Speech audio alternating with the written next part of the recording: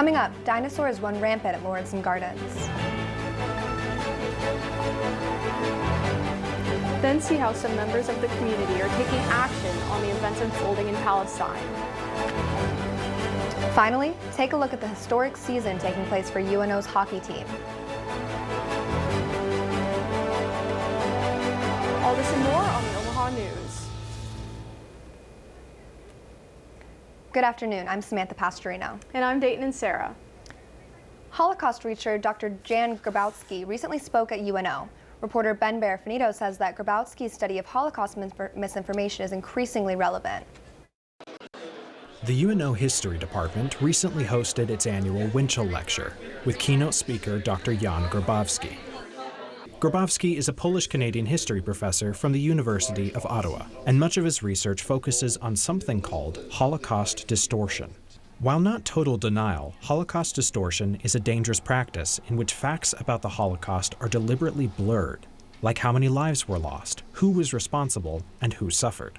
According to Grabowski's lecture, the recently ousted Law and Justice Party in Poland has pushed such a distorted history. In a 2022 article for the New York Times, Grabowski cites a poll of Polish citizens on the Holocaust.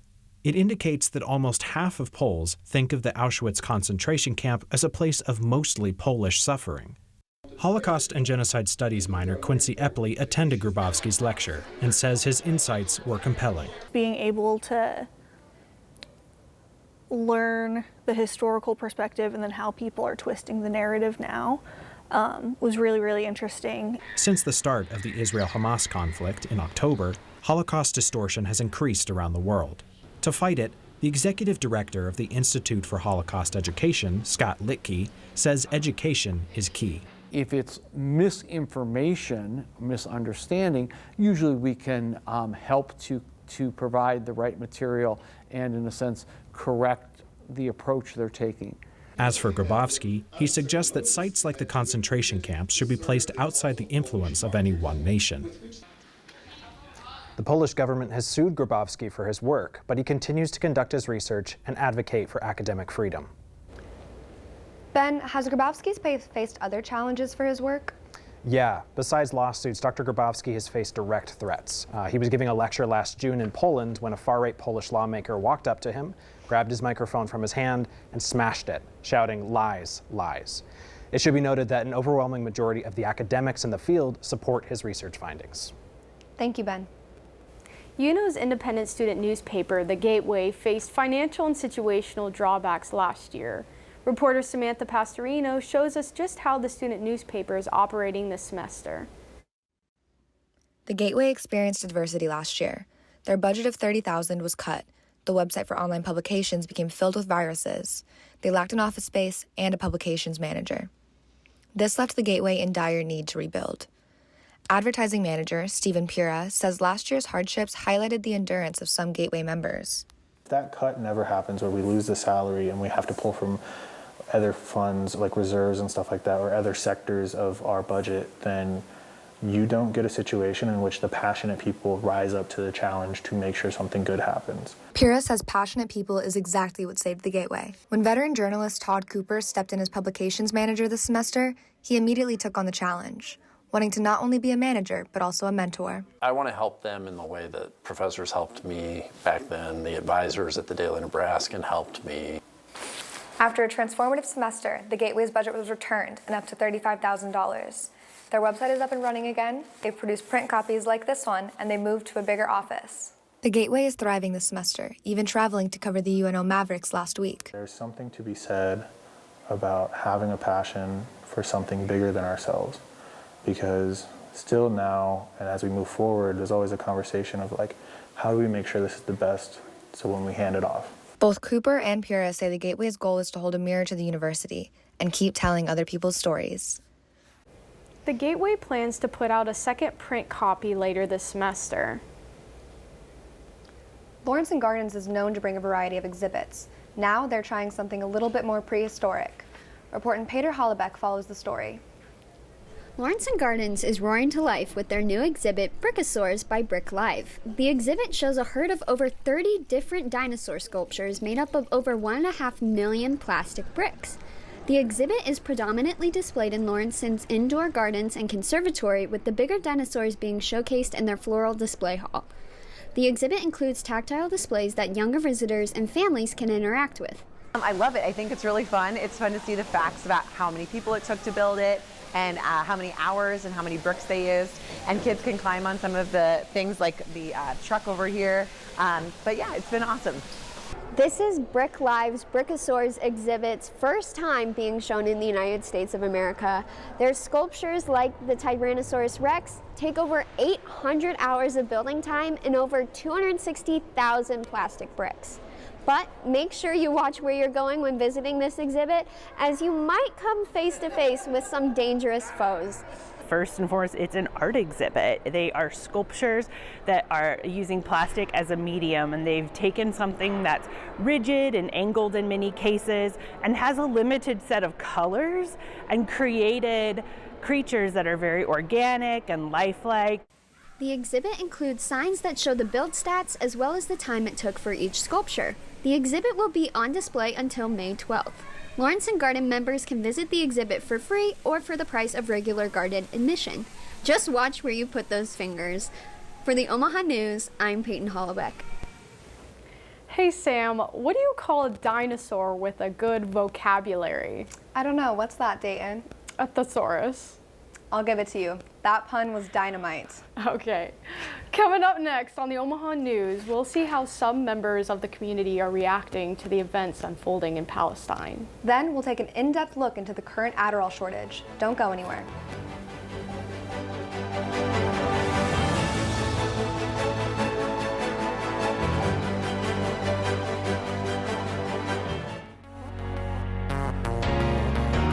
Create.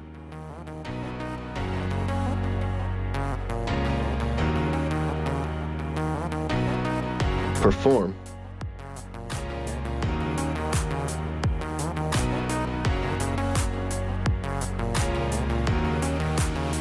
Communicate.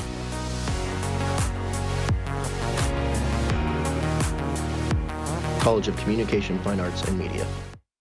Nearly 3,000 student athletes competing in 19 varsity sports from 9 institutions. Compete for nationally ranked teams to become academic All-Americans and NCAA champions. Nearly 100,000 students and more than 800,000 alumni celebrate their schools as they rise to reach the summit. The Summit League, where tomorrow's leaders reach the summit today. The University of Nebraska at Omaha's bookstore is home to more than books. The UNO bookstore accommodates all students' needs with phone and laptop repairs at the iFix UNO station or free residence hall delivery. The bookstore, located in the Millvale Student Center, is full of Maverick merchandise. Find sweatshirts for chilly Nebraska days or cozy UNO mugs for every coffee fix. Shop anytime at unobookstore.com. We all have a story to share. And we all deserve a place here at UNO where we can share that story and for it to be really heard. We want to welcome you to a new event called Our Stories for our UNO community. We'll celebrate together April 23rd. It'll be a wonderful time at Strauss Performing Arts, and we'll see you at the event, Our Stories. We believe that what makes us unique is going to truly bring us together.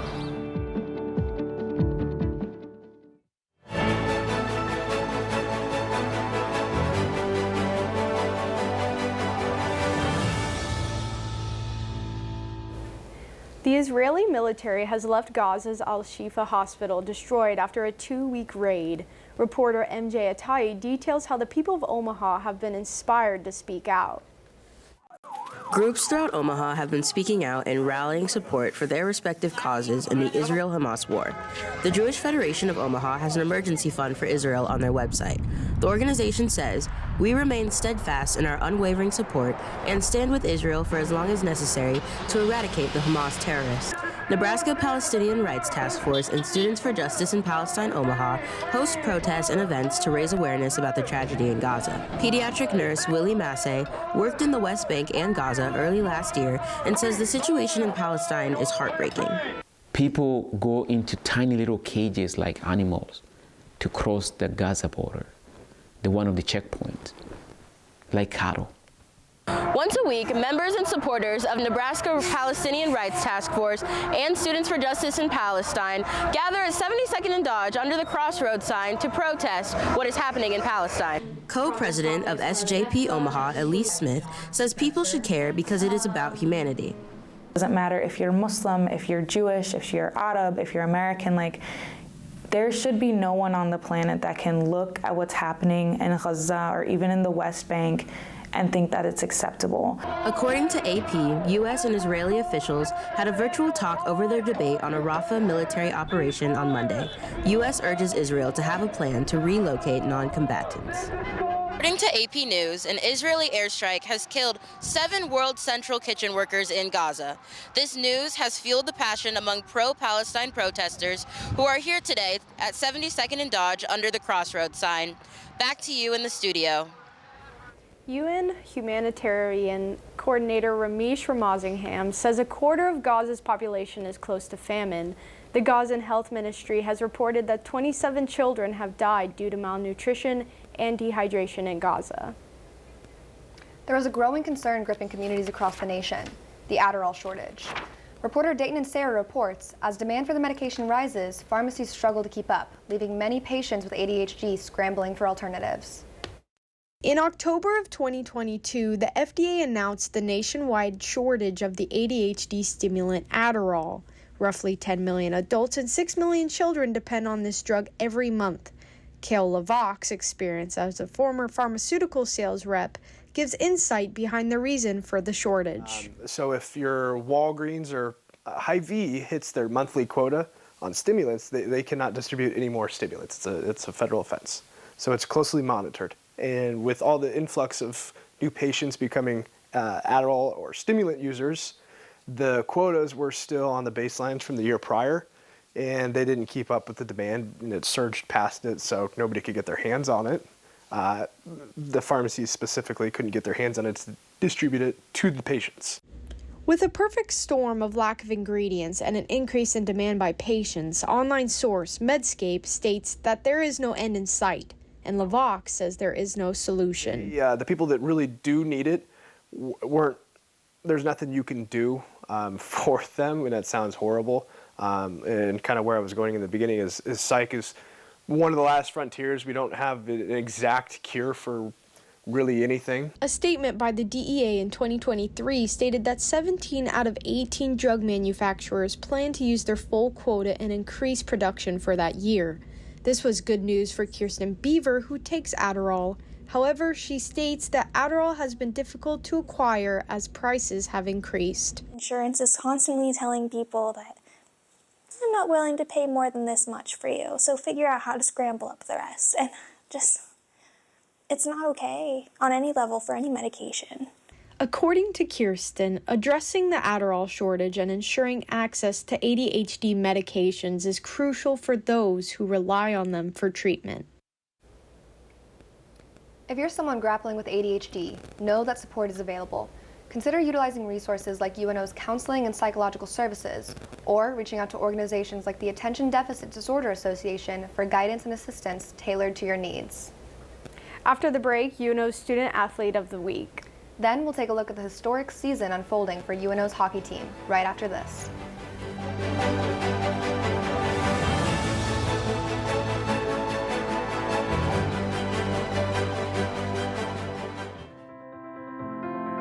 The media landscape is vastly different from the past. Conglomeration and consolidation have changed the skill sets required to succeed. Journalists must not only know how to conduct research, interview, and write stories, but they also have to know how to shoot and edit the stories they tell. Likewise, creative media professionals must know how to interview, research, and write the stories they shoot and edit. In the School of Communication, we require students to gain experience and proficiencies employers are seeking. The two hardest mediated genres to produce are live sports and newscasts. Thus, once our students are taught the basics, they are given opportunities to improve the abilities at these genres. Capstones 1 and 2 feature the culmination of skill sets. Once students produce the Omaha News, they can use it in their demo reel to show their skills. From here, students can go anywhere. I never thought I'd be standing in the clouds looking down on the ancient ruins of the Incan Empire. I never thought I'd live among the street artists in Valparaiso. I never thought I'd make friends that would last a lifetime. Adventure's out there, and as Mavericks, it's up to us to find it. Stop thinking, start doing. Visit educationabroad.unomaha.edu.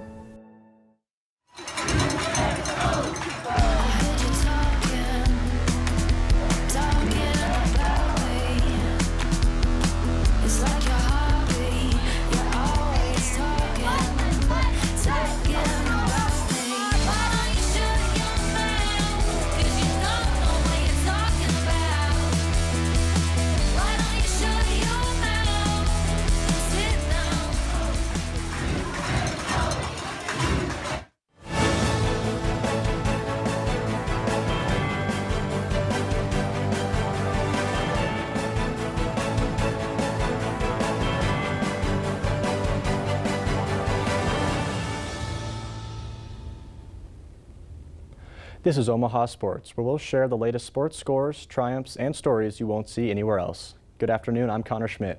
First up, a recap of this week's sports. In baseball news, the Mavericks won its series against Oral Roberts this past weekend, and Omaha's own Caleb Rydell was named Conference Pitcher of the Week. The UNO tennis team went undefeated this weekend against Oral Roberts and Minnesota State University Mankato. After going 4-0 in her matches, Zoe Adkins was named a Summit League Ticket Smarter Peak Performer of the Week. All season long, the Mavericks hockey team put on a show for an average of 7,043 fans, the most Baxter Arena history, and fourth in all of Division I hockey.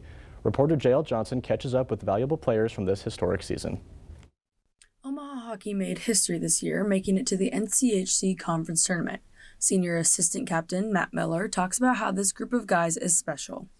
The culture of our group is awesome. Like I've said it before, all the way from our coaches to our captains and leadership crew, all the way down to the youngest guy on the team. It's just fun being at the rink with these guys.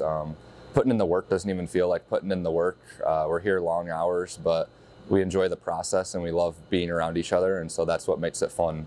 The Mavericks brought in 8 newcomers this year with 5 transfers and 3 freshmen. Nolan Sullivan, fifth-year senior captain, explains that the group meshed together quickly. Can't say enough good things about who we've brought in to just join the group this year, and I think you see it, like they just haven't missed a beat, and I think everybody got in and got in rhythm pretty quickly, and that's just a testament to having a lot of, I think, just solid leaders in our older group, and then young guys just willing to just do the work to get better and take this program to the next step. With 10 seniors on this squad, Miller says the last 4 years have been about growth for this Omaha hockey program. Just to see myself grow, and along with the group of other seniors and fifth years, it's been an awesome experience, and they're lifelong friends. The team ended their season with 5 consecutive sellouts at Baxter Arena. Sullivan said he found his passion again with this group and the community of Omaha around him. I think this group's really just brought back that love for Omaha, that love for what we do here on a daily basis. And a lot of it comes from guys just making fun of me and cheering and just giving me a hard time. But it's just like, those are the memories, I think, that kind of stick with you in the long haul. And for Omaha Sports, I'm J.L. Johnson. Last Thursday, the hockey team season ended with a 3-2 loss against Minnesota in the first round of the Sioux Falls Regional. The Mavericks' historic season ended with a 23-13-4 record. On Monday night, sports viewership records were shattered. The Iowa versus women's college basketball game is now the most watched women's basketball game of all time, with 12.3 million viewers and a peak of 16 million viewers. The previous record set last year was 9.9 million viewers, with a peak of 12.6 million. Our athlete of the week is UNO men's tennis player Brian Kuntz. He has returned for his second year at Omaha after his surgery last year that forced him to learn how to walk again. Follow reporter Lillian Tiemeyer to see his journey post-surgery. What was once a series of bad headaches turned into a brain tumor. Brian Kuntz had to face a series of challenges his first year at UNO. During the fall season of 2022 at the Drake Invite, Brian was playing his first round when he got a severe headache that caused him to lose his vision. After that match, he went to a medical doctor on campus who told him to get some images of his head, which turned out to be a tumor near his cerebellum. A week later, he received the surgery, which was a success, and recovered fully. Head coach Matthew Barlow says being a head coach and having a player go through an operation like Brian's changed his perspective, but also has made him appreciate the life he has been given each day. As a coach, especially at this level, we get stuck in the day-to-day grind of pushing and developing and trying to get better and reach our individual and team goals. But at the end of the day, there's more important things in life. And it just shows that we just need to be grateful and appreciative every day. Brian's surgery was 6 hours long, and he had to face the challenges of learning how to walk again and regain coordination. Brian says that the team last year only knew him for a short amount of time, but their support was incredible, and he could not have asked for a better support system. They knew me for like 3 months, and they would come visit me every day. They helped me walk, they brought me food, they would do anything for me. So it's just crazy, like the bond we have after all that. Head coach Matthew Barlow says that Brian has been such an inspiration to him and the team. Just a true inspiration, honestly. I mean, anytime we think we have challenges, if the team thinks they have challenges, we just look at Brian and we're like, man, we're just motivated to get through anything we're facing, and it's really brought the team together. For Omaha Sports, I'm Lillian Tiemeyer. Brian has made a full recovery and has been playing in the top positions in the doubles lineup and has been playing in the 4th spot for the singles. He has brought some big wins for the Mavericks by being a clinch player against Weber State. The Omaha men's tennis team will compete this weekend against Denver University at the Miracle Hill Tennis Club. This weekend, both the softball and baseball team will take a trip up to St. Paul, Minnesota to play a weekend series against St. Thomas. That's your sports for this week. I'm Connor Schmidt. Be sure to join us for our final sports update April 10th right here on the Omaha News.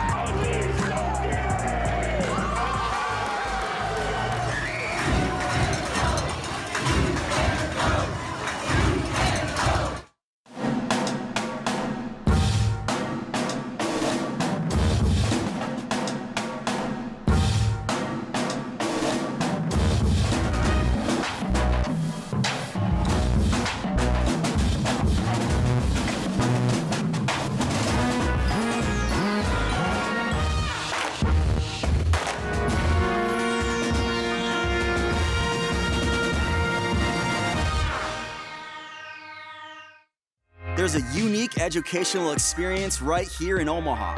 With access to top-rated programs, in-demand degrees, and a worldwide community of graduates, UNO prepares students for life, wherever it may lead. From Omaha to Italy to Uganda to Japan, Mavericks are working in communities around the globe. So where will a degree from UNO take you? UNO, access to exceptional, access to the world. Learn more at unomaha.edu.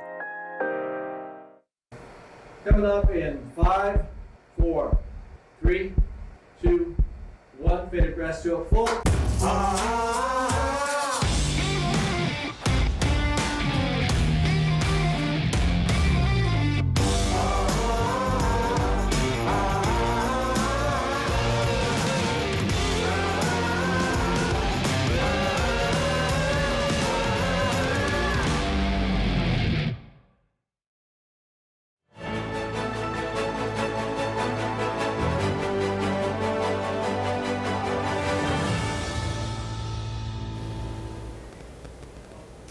A group of friends formed a band in 2003 at a 4th of July party. Now they're performing at shows across Nebraska and Iowa. House inside the Horseshoe Casino over this weekend. This band performs country music covers at venues like the Dock Bar, Bushwhackers, and Therapy Bar and Grill. Last week, 30-year-old Jake Prokowski joined the group.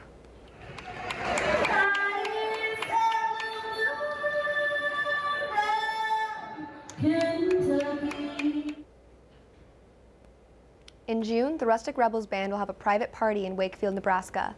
Then in August, the band can be seen at the Country Drive Golf Course in Ashland, Nebraska. Records were once the biggest innovation in music storing and distribution, and while many new technologies have come and gone, they have been making in resurgence in recent years. Join Jerome Bradford as he dives into the world of vinyl and the people that love it. Vinyl records have delighted many music fans since the 1900s. In 1939, Columbia Records developed vinyl technology and introduced the 12 long play LP 33 1/3 RPM microgroove record. Prior to the LP, there was no way for artists to release more than a handful of songs. This created the modern album because each side could hold more than 20 minutes of music. Owner of Grapefruit Records, Simon Joyner, says music fans receive a more interactive experience when listening to vinyl records. I think it just has to do with, it's more tactile, there's it's aesthetically more pleasing, to have the artwork to look at. And Bertha Rock coincided with the rise of the LP. Chuck Berry, Elvis Presley, and Bill Haley revolutionized the sound of popular music. Mono copies of the Beatles' Sgt. Pepper's Lonely Heart Club are considered rarity among record collectors. Manager of Vinyl Cup Records, Tammy Wagaman, says that new artists making vinyl brings in new people to the shop and as well as turns them into collectors as well of vinyl. A good mix between the two of new and used is good. It gives the customers a variety of what to look at. You're also bringing in people who maybe wouldn't normally look at a record store. According to Billboard, last year's Record Store Day, which was held on April 22nd, helped sell a total of 18 million vinyl albums. For Omaha News, I'm Jerome Bradford. Record Store Day is on April 20th this year. It is a day to enjoy for record lovers and stores. This is a day when many popular artists will be offering limited, hard-to-find, and special edition vinyls.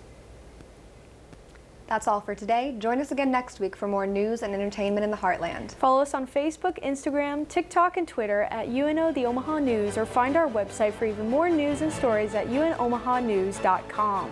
From all of us here at UNO Television, thanks for watching.